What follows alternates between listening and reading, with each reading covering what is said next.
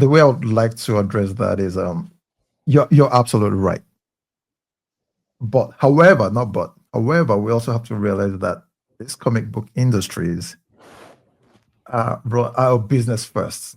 So a lot of the things you're complaining about, they're absolutely true concerns, but they were also cash grabs. So for example, when the death of Superman you were talking about, 93, they created these special covers and it was supposed to be collectibles. And there was something like 5 million copies made. That thing is worthless now. You will just have it. So then they now split Superman. They now split Superman into 4 different ones. There was still the Eradicator. The Eradicator. There was still I can't even remember again. Yeah. But so every time then so comic books were okay. Brief history. Comic books started in the 30s. Comics they started that then two big houses. DC pretty much bullied what's the name to get Captain Marvel. What's the name? American Comics? No, not American Comics. But however, so comics experienced a boom. Then 70s a boom, 80s started dying, 90s after the death of Superman, there was like a death of comic books. Nobody was reading. There was a lull, So they have to bring people in, and instead of have to rewrite. So you will see talented writers. Also, for example, some writers, Ed Brubaker was not writing superhero stories. If you see some of his best works, Criminal, are non-superhero type stories. So they now started reaching out to those type people, like come and insert. I mean, within permissible parameters, we're talking. So things like Winter Soldier, espionage with super serum and stuff. It's not just people flying. You now start bringing in concepts that are more relatable. Comic books became more matured. People actually started dying. Yeah. Because before Superman was saving cats from trees, like it was all Spider-Man was So Spider-Man was chasing but you have to realize that the audience that started with them were growing. And they had to keep up. So evolution. So they had to evolve. Marvel was quick to get on that side of the evolution because Marvel started addressing social issues. X-Men, like Outcasts. During the crack epidemic, Marvel took a head on the Cloak and Dagger, where kids who were like high strung. So Marvel was quick to adapt. DC not so much. They were still in that whole the world is fine, grandma. But at some point, they all had to come to that thing, like we either adapt or die. So, and you cannot take a story and end it, like actually kill a superhero and leave him dead. You're going to say, you have people who will say, well, this is the same reason. I mean, this is the reason why I started reading comics and it's gone. What's the point? What's the point? Absolutely. So you had to keep the aging, and you have to figure out how to keep them relevant to the times. And also attract the younger ones to new fans. Because remember, again, also in the 90s, we had something new: video games. It was the Nintendos and the first Street Fighter and everything. So a lot of what we saw, the problems you are complaining, also them trying to adapt to different stories. So you'll see we'll have an ultimate universe where they're so overpowered, nobody dies in there. Then you have another universe here where they're like what you used to know. Human, So they're trying to, and it got overwhelming. To be frank with you. Go overwhelming. They had to rein it down. They had to rein it back. So that's why you'll see they will end all runs. They'll just have a complete arc where everything ends and they reboot it. Sometimes they address how it ended. Sometimes they address how it ended. Sometimes they just ignore it and just bring them back. But the audience is more sophisticated now, so now they're trying to address it. They're trying to. But Niyi is right. It becomes tough to follow, especially for the younger. But maybe not as much as it was for us. We didn't have internet, right? You know what you know. You have no access to library. You don't have access to library. You don't expand your knowledge. These kids now you have 10, 12-year-old kids who go on YouTube, they'll be arguing with you. Telling you what, because you have access. It happened to me a few minutes. If it happened to me, they have access. I said something didn't exist, and my 9-year-old had fun, derived pleasure in showing me that it existed. So we also live in a different world from where we are coming from. We watch our superheroes grow, become darker, the Superman movie, one of the biggest gripes that people complained about was Superman actually snapping Zod's neck, because Superman never killed. And people struggled with that concept. It actually divided people, like, oh yeah, it's a great movie, but you crossed the line. It's like Batman, all the while, he will never use a gun. No, you're correct. Yeah, but I think I've seen comics where he's used a gun. I can't even remember, but he's actually held a gun now. So, is it realistic for Batman to be fighting in this day and age and just be using a batarang and swinging around without a gun? So, of course not. Yeah, so you have to also understand why they also have to evolve. It's a business first. While they're making you happy, they also have to stay relevant. They also have to keep making money. And I think what you said, Redd, right there is quite key about the business side of it. Like, they're in it to make money. So that therein informs them being able to adapt or retell that story for today's audience. The TV shows, TV is a lot of hand grab. Yeah, and tell as many versions of a story as possible. Oh yeah, the TV tell as many versions of story as possible. Absolutely. All the TV shows we're getting, most of them are cash grabs. They're not necessary. I mean, so you had the whole run from, let's say, Avengers to Endgame. Fine. But the whole Iron Man 3, Civil War, 1, 2, 3, Quantum Menace, a lot of that was not needed. But agreed. But when your first movie makes $1 billion, and the next one, you do it again, and 800 million start becoming like failure, you'll do it. I mean, there's nothing says a cash grab more than them trying to bring Robert Downey back as Dr. Doom. Which is another timeline in Marvel of how they tell the Iron Man story. We don't know what they're gonna do with it, though. We don't know what they're gonna do with it. But then you and I, from back in the day, would never have said Victor Von Doom is not Tony Stark. So you and I will hope. Again, this knowing what we know, we will hope that going back to an arc where Iron Man was Doom. Yeah.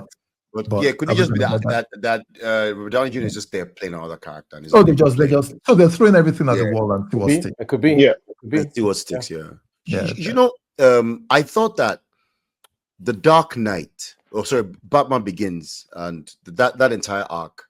Yeah. I thought that watching Batman be that dark, he's dark in the comic books, and the early. If you remember the early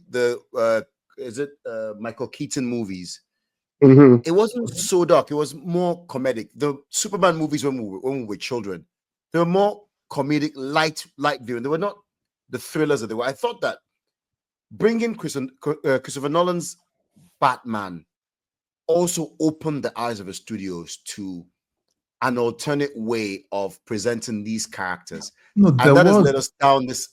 Sorry, go on. Yeah, there was actually a Frank Miller Dark Knight comic, which was dark. And apparently, it was a very, very good seller. People loved it. So when they brought, the Dark Knight, what? I think When Ben Affleck's yeah. So Ben Affleck was actually the Dark Knight. Yes, the Frank Miller. Were like really big. It Mm. was modeled after that comic arc. Even some of the moves, him jumping, The were like stills, yeah. was stills are directly from the Dark Knight comics. So again, they had done Michael Keaton, Val Kilmer. Who else was it? And George Clooney. George And Clooney. George Clooney. Yeah. George Yeah, Clooney as exactly. well, yes. And they've done all that. Like, okay, now let's reboot. I mean, Let's get serious. let's get serious. And I mean, you're not going to go back and let's get serious and just forget or pretend those first three. Actually, it was four. So you had Batman Returns, Mm-hmm. Batman and Robin, Batman Forever. Batman Forever. Yeah, Batman Forever. Yeah, that's Schwarzenegger with the seal Yeah. soundtrack. Yeah. So Yeah. let's just pretend those never existed. And Yeah. just start again with now the Dark Knight, which is a slightly older Batman. Really, really vengeance. Yeah. And Vengeance driven. Vengeance driven. So that's what they do with the comic book movies. They pick an arc, which they believe like was a bestseller, was a fan favorite with the books, and then they try to bring this. They water it down most of the time. They mess it up. Let me just be frank. They mess most of it up. I mean, But they have to though, Red, because if they stay true to the material, it wouldn't be a movie anymore. It would have to be a series because they'd have to really chop it down. They have to do a lot of character building, which probably won't translate. And also, don't forget that the comic books, right? They have their audience, and it's fine. But you're not going to base a movie that you're making for $200 million on just appealing to the geeks alone. No. Now, like you said, it's not a cash grab. So you have to give it as much popular appeal as possible. Absolutely. And never mind the fact that you're going to upset the core fans, the geeks. In the grand scheme of things, they're a small minority compared to the larger market. If you're trying to make $1 billion from a movie, and you make a movie for the geeks, you end up with maybe Watchmen. The Watchmen. You won't even end up with Watchmen. You end up with something worse. You end up with Love and Thunder. Because Watchmen was, I thought it was unwatchable. You thought it was? Okay, so that's because you never read the book. No, I think let me also admit something, right? I tried to watch Watchmen 3 times on flights. And all 3 times I was tired. I was not. But I've not tried to watch it. And then each time I would fall asleep. So I tried to watch it. Unless, I tried to watch it 3 times. And I was just I judge you. Bro. I judge myself. I'm listening. I'm judging. Maybe I don't think I ever read the Bro, I'm listening. I'm judging you right now. You're being judged right now. So guys, I'm not editing this episode. I can. I'm not editing this episode. You've been found I to can edit be this wanted. entire thing out. I can edit this entire thing out. You had some questions earlier, so let's go. My second question: do you think being immersed in the comic world affects your experience watching a movie? So someone like me, that I'm not big into comics. Yeah, I did Tintin. I did. Roy of the Rovers. I did a little bit of Marvel, a little bit of DC, Beano, mixed match here and there, right? Not really particular into one, geekdom, as you would call it. So when I go and watch these superhero movies, when I have some time, I can't really connect with, okay, this was the story when I read it, and now they've messed it up. I just go there and like I'm enjoying it. Do you think that kind of like affects absolutely. So absolutely, your enjoyment on average is usually better than that of the geeks. With that said, that's why I was going with that question. With that said, however, some of these movies have perfected what we call fan service, where you have just these moments in the movies where you may or may not have noticed it. When these moments happen, people clap. Because they're they're more okay. So I'll give an example. Avengers, not Endgame, the first one, Infinity Wars, where Thor appeared in Wakanda. That is a moment when in Endgame, when Captain America lifted Thor's hammer because nobody's work. Nobody's work. There's certain moments where iconic. They harken to they just pure fan service. People will clap, but overall, your enjoyment as going in as not as a geek is on average way better than geeks. I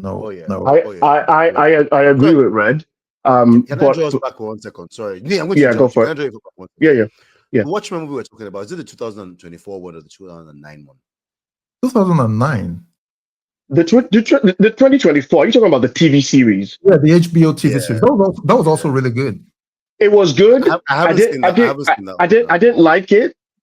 I have to give it more time. But the movie, 100%, one of the best movies ever. As a matter of fact, I'm going to watch it again. I still think they watered that movie down. The book. No, that book was that movie was panel for panel. It was, but I still think the reading medium for me was better than the movie. But they did well. Because so the book is a graphic novel. So beyond the comic, there were tales in between where Rorschach's journal and things like that. Exactly. That you can contextualize from the book. They had to contextualize in the comic, so that will get missing. Right. Two things. Sorry. Yeah. I see. Two things. If I forget, what was your favorite part from the movie? The Watchmen movie. Yeah. Or the favorite line or part scene? Favorite line would be Rorschach, like, I'm not stuck here with you in prison. You're stuck with me. Yeah, like you're stuck with me. Yeah. But the favorite part would be the opening where the comedian was thrown out the window. That was so. That's it. Comic book. That's it. Thank you. You answered my question. You guys know your stuff, man. Yeah. Thank you. Groawn Men, we dump our hearts. Yeah. because that part with Rorschach, where he tells them that they're stuck in it. Dude, yeah, like he said, you guys don't get it. Yeah, like you guys don't get it. I felt it. I was like, so he was put in prison. He's a madman. And can I admit that I love that part of the movie? I was like, and then I saw wanted to come and jump him recently. Yeah. I saw a shot from it recently where they put that scene, and I remember thinking, when he gets I'm not stuck in here with you. You're stuck in here with me. Yeah, you're stuck with me. Like, I'm not in trouble. You're in trouble. You just don't get it. And I just kind of translate that to when I'm in scenarios and because sometimes, my innate comic book villain or anti-hero plays out in real life scenarios. It plays out in real life. So that particular scene resonates because when people are having a go at me, I'm just like, you don't want this. You don't. You think you're the problem, but I'm about to make this a problem for you. So that line always kind of gets me like, yeah. Redd, over to you. Sorry. So I'm going to try to tie what you just said to real life. So one thing I am going to take a lot on this. And it's not because I read comics. I am a firm believer that reading comics expanded my mind a lot more than my peers who didn't. No, and it's not just because it's not bias here. It's because I was exposed to other writers who were either addressing social issues, were either addressing their own issues. But even though it's a comic, you're seeing all the perspectives. I mean, I learned a lot of grammar from comic books. I learned a lot of what I wouldn't see anywhere, that I wouldn't come across day to day just in comics. But also understanding how certain scenarios work, interactions between people. I'll give just a random example. Captain America Civil War, you had this Captain America who is right and just, and you have Iron Man who's on the other side. They're both right, but the government wants to control them, and one says no, the government can control me. Well, the other guy is a patriot, like, yeah, no, but it's not so serious. And even as a kid, when you're reading those things, you start, okay, they're two sides. They put you in this moral dilemma where you actually start thinking out of what you know, what you're used to. It's I would argue it with anyone that reading comics beyond just even being able to steal buzzwords, still being able to steal one-liners and use, it's expanded my mind, and I believe it expands people's mind and outlook than non-comic book readers. It tracks back to what you said initially about the X-Men, and where you have outcasts in society and how they band together and they find strength. And I say that in a very odd way because myself and Redd were outcasts in university. We had the pleasure of being in the same university together, and we were sort of X-Men in uni. so that was life imitating art, art imitating life. And I think what you said there as well about how it helped expand or broaden my sort of vocabulary and the way I could perceive scenarios. I didn't realize it until you said it, but I think that did a lot for me in being able to approach certain scenarios. I mean, it's an art form, but I think it also imitates life because the people who write it obviously are human beings and they've been through situations or they draw from situations. Another book that speaks about political issues is V for Vendetta.